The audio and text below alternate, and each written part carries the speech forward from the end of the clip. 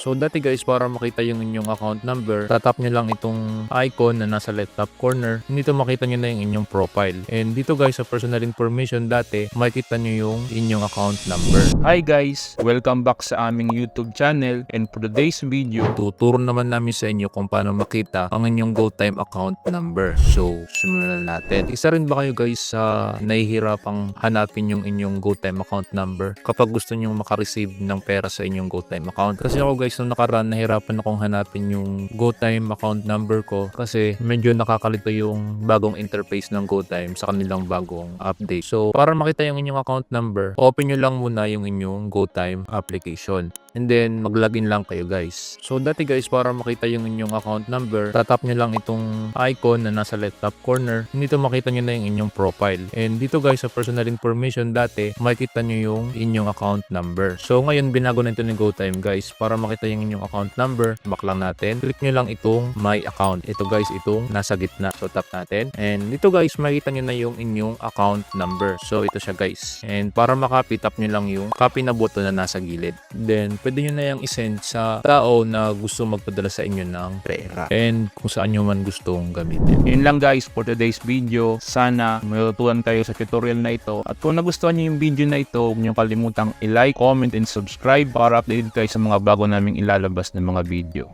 Salamat guys sa panonood. Ingat kayo.